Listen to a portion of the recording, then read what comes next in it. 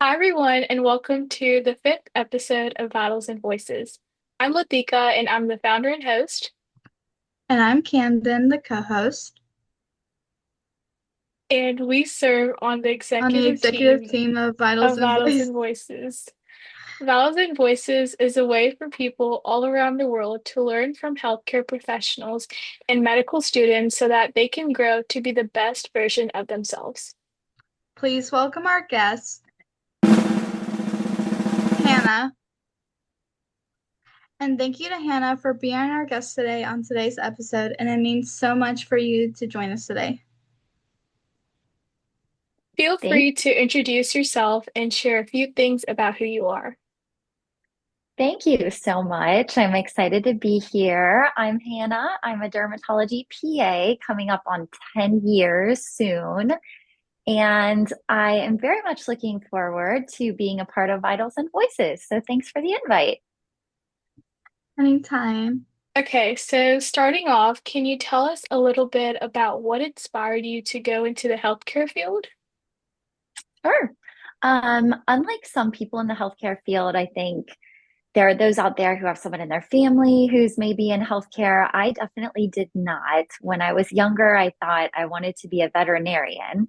And then I went to college and I did not end up studying to be a veterinarian. I took a lot of interest in kinesiology. And at some point, I thought I was going to be a personal trainer.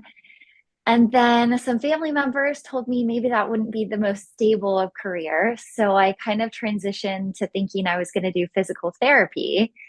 And long story short, I spent a year working in physical therapy. I had applied to school, and it was the summer before I was going to start school. And I ended up doing an internship in the hospital. And in the hospital, I ended up meeting the PAs, and I thought, oh, this is so cool. This is definitely what I want to do instead.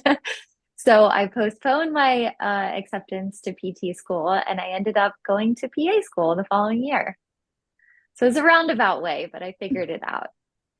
That's really wonderful that you even still stayed in that same loop of the healthcare field. Yeah, yeah. I think the thing that was in common about all of those things that is I wanted to take care of something, whether animals or people, I wasn't really sure, but I found my way. Now, diving more into that question, what led you to choose dermatology as your specialty? I always had an interest in dermatology. I thought going into school that I liked it and that might be something that I wanted to do. I tried to keep an open mind in school. You PA school is kind of a mini med school in ways. We do all the same rotations and we study with the med students in our clinicals. Dermatology was one of my specialties, and although I liked other things, I found dermatology to be very unique in that you can see patients of all ages. So we kind of see from birth until death. And sometimes that means seeing someone and curing their skin cancer, diagnosing and curing it. Sometimes it's taking care of them for many, many years for autoimmune diseases like psoriasis. So you build these amazing relationships with people and you kind of see them year over year. But on the flip side, you may only see someone once or twice. Maybe they have acne, maybe they have a rash, maybe they have warts, and those are more simple. And those people may kind of come and go and you may never see them again. We do a lot of procedures, which I find to be very fun and interesting. And I just thought I'm never going to get bored doing dermatology. So this is going to be a good fit for me. It's amazing.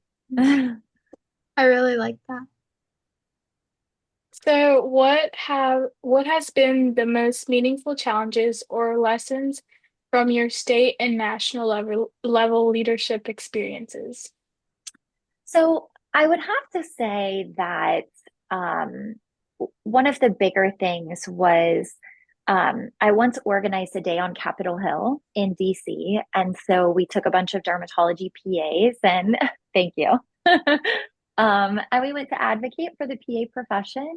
And I don't know if a lot of people realize that what we can do in the clinic is takes changes in legislation. So if we want to be able to practice to the full scope of what we can do as PAs, then sometimes it means we have to get our state representatives and senators to pass bills to allow us to do that. So that was a really rewarding experience because that's something that's very important to the PA profession as a whole, I would say. Um, and then in the 7 years that I was in leadership, I was just surrounded by a lot of really amazing, inspiring people, other leaders and people who were looking up to me, wanting to be in the dermatology profession. And you can learn something from people at any stage. And I feel very fortunate to have met all of the people that I have, because it's definitely made me into the person and the provider that I am. That's so wonderful. I'm glad you were able to advocate for the profession. Um, what motivated you to launch your company and what was your vision behind it? So my company is ClinECO Derm. So Clin meaning clinical, eco for environmentally friendly, and then dermatology. I think I spent so many years in leadership positions, just giving back to the profession, and I really wanted to do something different, kind of start something of my own. So this all started after my years of leadership, but um, I'm a mother of two, and you change when you have a family. So you have different priorities, and life is definitely different. And I think I just looked at, my skill set, my expertise is skin and skincare, and I care so much about keeping my family healthy. I've always cared about the environment. I like the outdoors, and I think, from a young age, my mom taught us about recycling and reusing and things like that. So I kind of took these things that I was passionate about, and my whole mission is basically to educate consumers about finding products that are effective, understanding what to put on your skin that is preventative and takes care of it, but choosing things that don't harm your body or the environment. I think you shouldn't have to choose between those things. You should be able to have both of them. And if you've ever gone to a skincare aisle, you know that it's very overwhelming. There are so many products out there. It's a multi-billion-dollar industry. And I think it's really hard for people to know what they should use for themselves and their families. So I hope to kind of guide people, especially on that topic.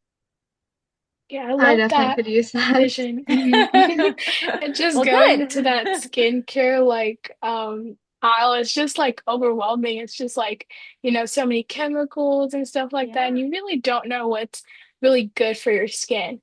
And Yeah. so introducing the question, so what's something that you wish most patients understood about skincare and choosing the right products for their skin?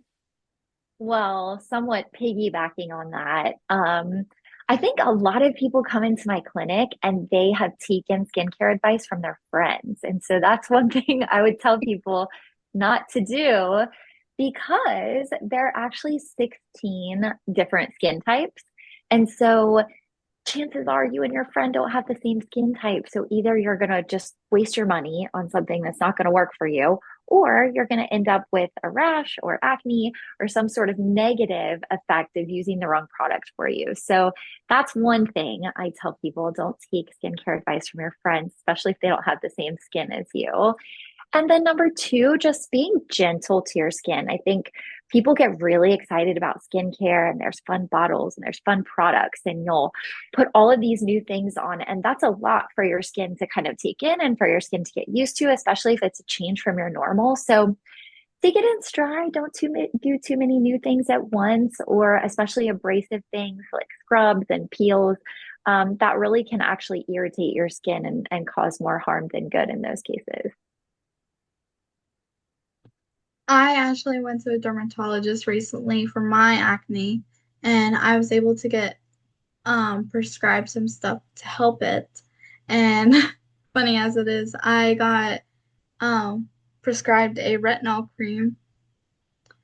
Uh, and at first it was really bad on my skin, but then my skin grew normal to it. Yeah. So I'm really glad that I was able to get to see a dermatologist PA. Oh, good. Good for you. Yay, But PAs. yes.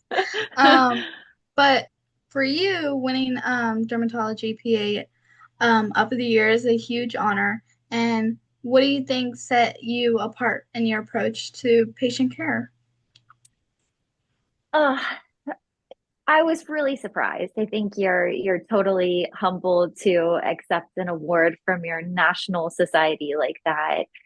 I think you have a little bit of imposter syndrome. Like I look at myself and I think, okay, yes, you've been in leadership for a long time, you've given back to the profession, but there's also so many amazing people out there who are equally deserving. And I hope that in choosing me, maybe um, they have seen my passion for dermatology over the years and my excitement for learning new things, especially mentoring new people to the profession. I think that's one of the things that I enjoy the most. Um, yeah, I'm just really grateful to have gotten that award. It was a very special thing for me. Well, it's amazing that you earned it. Okay. Okay. Thank you. So, is there something that you just enjoy doing outside of your work? Yeah, so I play golf. My husband and I play golf together.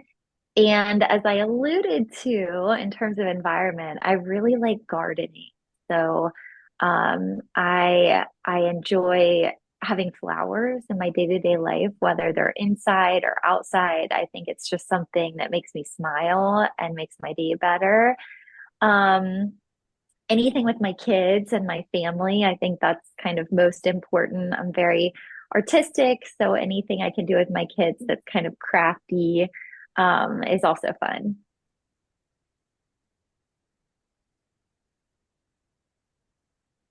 Alrighty. Moving on from outside of your work, um, who inspired you on your journey? Um, and what, um, and how did they help you with your journey? So I think there's probably a lot of people I could say to answer that question, but there's one that kind of pops immediately into my mind. And I have a colleague, Cynthia. Was in she was working in a dermatology practice when I was wanting to get into PA school, and she worked at UT Southwestern, which is a big, very well-known medical system in Texas. And I was fortunate enough to shadow one of her colleagues one day. And so I met Cynthia along with shadowing her colleague. And I just thought that was my dream job. If I could just be like her and I could go to PA school and be as intelligent as she was, then I would just be making it. I would be the happiest person in the world. And fast forward, I ended up interviewing at UT Southwestern, which is where I went to PA school. And I graduated, I got into dermatology, just like Cynthia, the Derm PA that I thought was so cool. And she and I ended up in leadership roles together. So we both have worked with the SDPA, which is our national society. She's now a colleague to me when I thought she was just untouchable and amazing back then. And now we teach each other things. We've co-authored some publications for the Journal of Dermatology PAs. And it's just really cool. You know, she was a mentor to me, and now we get to mentor others together. I love that's like a full circle moment, honestly. It's like Yeah. you came right back to her. Yeah. I'll have to tell her. What skill has been the most essential to your success throughout your career? What skill? I think it's really important if you're going to go into healthcare to have perseverance. So it's a long road, no matter what niche you go into or what path you kind of choose. And sometimes things don't always go your way. And you have to have perseverance to kind of get to the end and just know that you're in good company. Everyone else has really kind of pushed through some difficult times and made it to the end. So I think that's a skill that I had to have and that I would say that most others probably need to have in this case too. Finally, to wrap things up, what advice would you give to somebody who feels intimidated or overwhelmed by all aspects of healthcare? Well, it is overwhelming. Coming from someone who had no family or friends to kind of guide you. And it's competitive. I think, anymore you have to have good grades and a lot of hours of experience or shadowing or observation. And I would just tell someone, take it in stride. You can't do this overnight. You can't learn this overnight. You kind of have to take it one step at a time. So don't focus so much on all the steps ahead of you, but people say it's not a sprint, it's a marathon, and this is definitely one of those things. Well, thank you so much for bringing your perspective on today's episode. Everything you have shared so far shows commitment, not only to lead, but to lift others around you as well.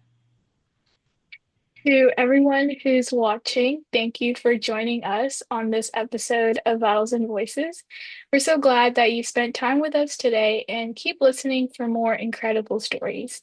If you enjoyed today's conversation, be sure to follow, share, and stay tuned for more voices with vision, values, and purpose. We'll see you next time on Vitals and Voices.